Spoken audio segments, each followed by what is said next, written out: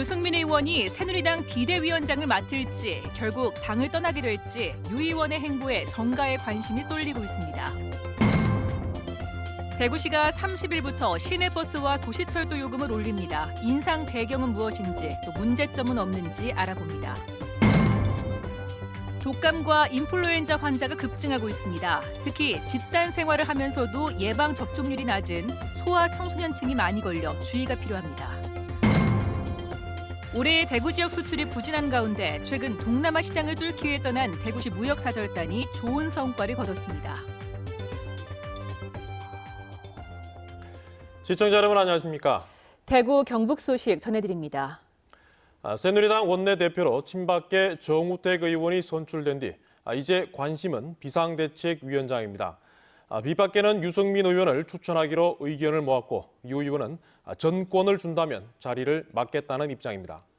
그렇게 된다면 친박계도 청산할 것이란 해석이 나오는데요.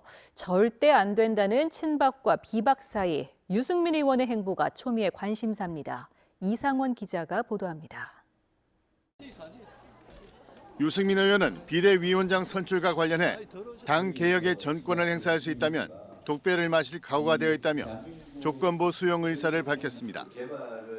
친박계 원내대표가 선출된 상황에서 친박계 휘둘리지 않고 당을 개혁하고 더 나아가 친박계 의원들에 대한 인적 청산까지 하겠다는 의미로 해석돼 친박계의 거센 반발을 사고 있습니다. 하지만 실추된 당의 이미지를 쇄신하는 데에는 유 의원이 적임자라는 것을 부인할 수 없는 게 친박계의 고민입니다. 박근혜하고 가장 대척점에 서 있던 유승민이 어쩌든 당 대표로서 하면은 당이 씌워줬던 그런 굉장히 부정적 이미지가 많이 상쇄될 거 아닙니까? 유승민만큼 좋은 카드가 없지. 유 의원이 전권을 달라는 배수의 진을 친 만큼 친박계의 대응에 따라 유 의원의 향후 행보도 선택의 길에 설 것으로 보입니다.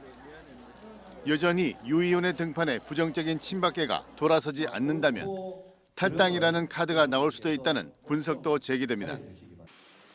새누리당을 탈당한 김용태 의원과 남경필 경기도지사 등 새누리당 탈당파 전현직 의원들도 유승민 의원의 탈당을 압박하고 있습니다.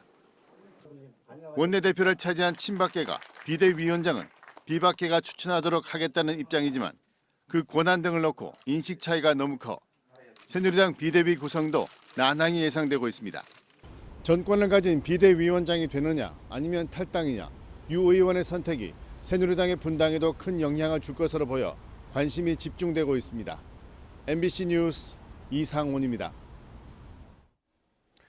대구 시내버스와 도시철도 요금이 오는 30일부터 최대 200원 오릅니다. 요금이 오를 때마다 실패로 지적받아온 대중교통 활성화 정책은 여전히 제자리 걸음만 하고 있습니다. 윤영균 기자가 취재했습니다.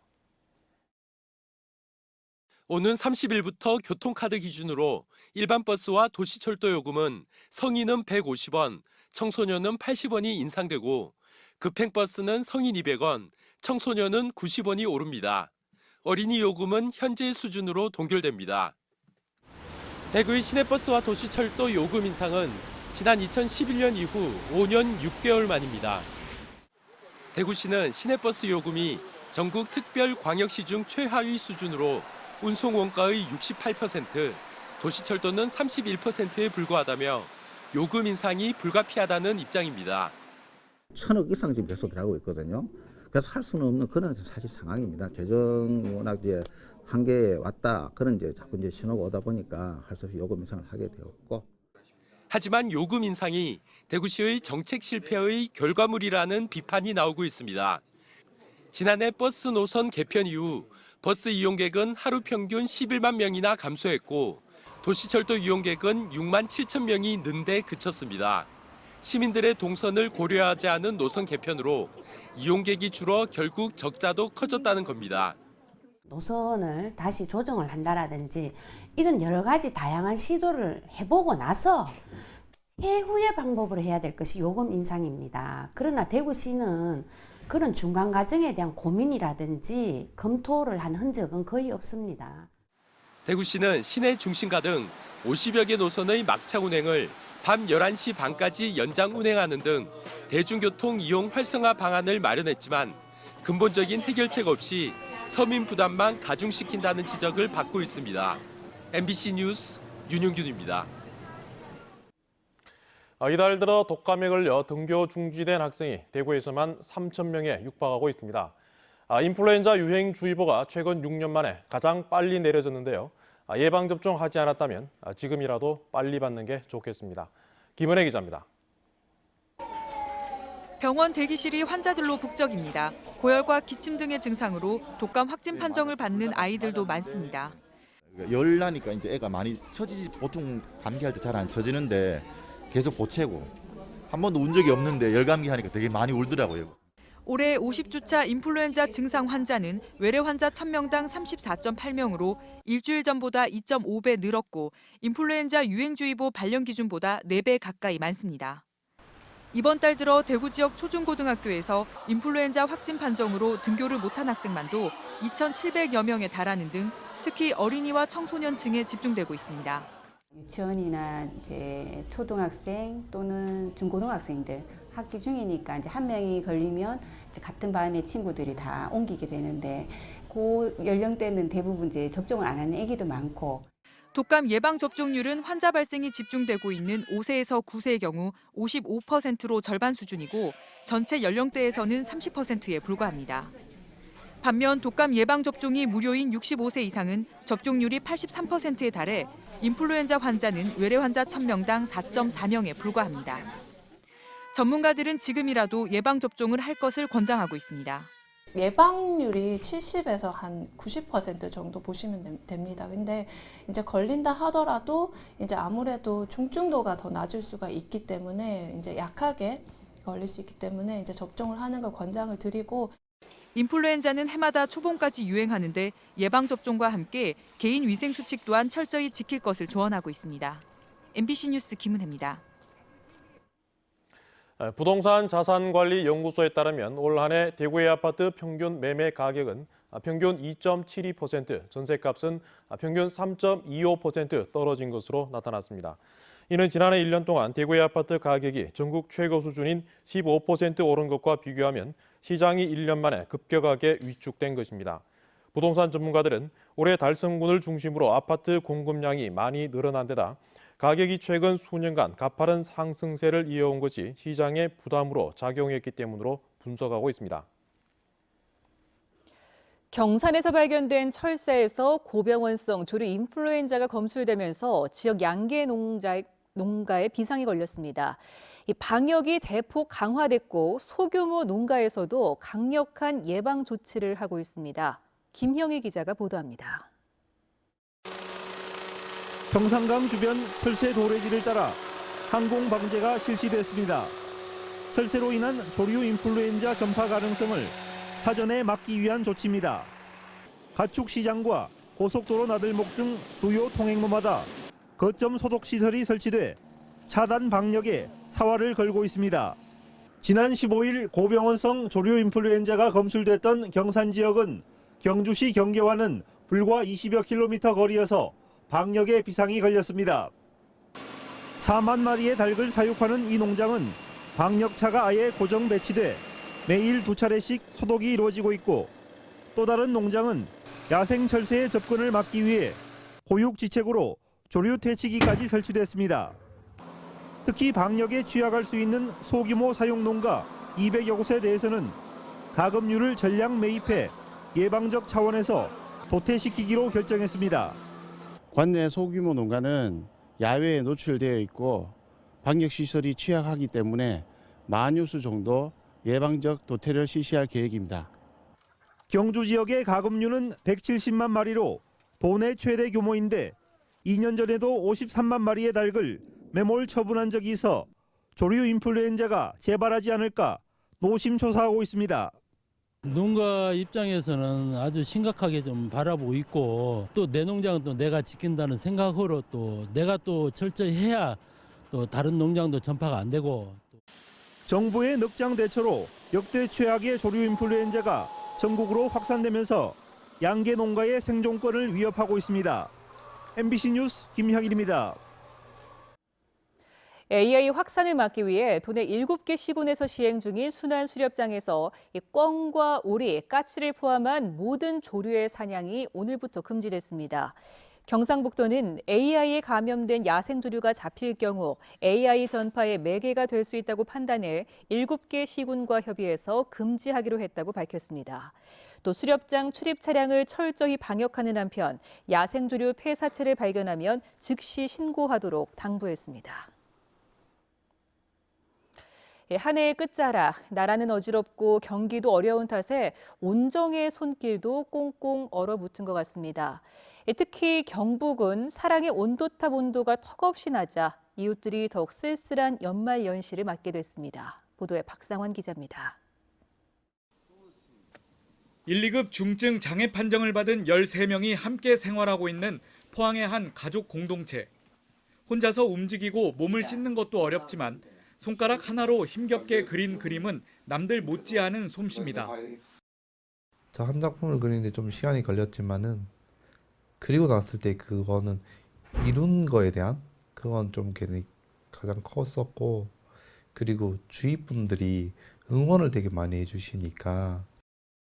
이들은 몸이 불편한 자신들보다 오히려 어려움에 처해 지쳐있는 다른 사람들에게 희망을 주고 싶어 써오던 시를 모아 책을 출간하기도 했습니다. 제 얘기를 할 수 있다는 게 그게 제일 연말연시엔 그나마 후원과 기부가 활발했지만 올해는 기부 행위가 부정청탁금지법에 저촉된다는 오해를 불러 예년에 비해 크게 줄었습니다. 저희들이 도움을 받아야 이렇게 살아가는 곳인데 그런 것들이 굉장히 좀 적고, 특히 그 김영란법 때문에 오해를 하고 이게 찾아오면은 혹시 법에 걸리지 않나 이렇게 걱정을 하고 하시는 분들도 굉장히 많은 것 같아요. 온정이 활활 타오르고 있는 대구와 달리 경북에서는 모금함까지 꽁꽁 얼어붙었습니다. 경북사회복지공동모금회에 따르면 지난달 21일 시작한 희망나눔 캠페인 모금액은 현재 29억 6천만 원으로 지난해 같은 기간에 79% 수준에 그치고 있으며 사랑의 온도탑은 22도로 대구의 50도에 비해 절반에도 못 미치는 수준입니다. 올 하반기에 지진이나 수해, 또 화재 등 재난재해가 겹치고 또 경기 불황이 장기화되는 데다가 어지러운 사회 분위기, 그리고 특히 부정청탁금지법에 대한 잘못된 오해 등으로 기부 분위기가 많이 침체되었습니다. 이웃의 따뜻한 손길이 뚝 끊기면서 복지시설에 소외된 이웃들은 더욱 쓸쓸한 연말연시를 맞게 됐습니다. MBC 뉴스 박상환입니다. 대구의 한 식품업체가 동남아시아에서 떡볶이 열풍을 일으키고 있습니다. 가장 한국적인 음식이 효과를 거두고 있는데요. 대구시는 앞으로 동남아와 중동에서 적극 시장 개척에 나서기로 했습니다. 권윤수 기자가 취재했습니다. 1993년 대구에서 창업해 부침개와 잡채, 떡볶이를 생산하고 있는 업체. 가장 한국적인 음식으로 세계인의 입맛을 사로잡는다는 기치로 제품의 90% 이상을 중국과 일본 등 해외로 수출하고 있습니다. 최근에는 베트남과 인도네시아 등 동남아시아에서 한국 떡볶이 열풍을 불러일으키고 있습니다. 이달 초 대구시와 중소기업진흥공단이 파견한 동남아 무역사절단에 참여해 베트남 등 3개국에서 1,500만 달러 수출 계약을 맺기도 했습니다. 우리 고유의 음식도 해외로 나가면은 충분히 먹을 수 있는 또 좋은 소비자들에게 반응을 일으킬 것 같아서 저희가 떡볶이라는 제품을 한국의 파스타로 공급을 하고 공략을 하기 시작했습니다. 무역 사절단으로 나가면 약속된 해외 바이어들을 바로 만날 수 있어 박람회 참여보다 계약 성공률이 훨씬 높습니다.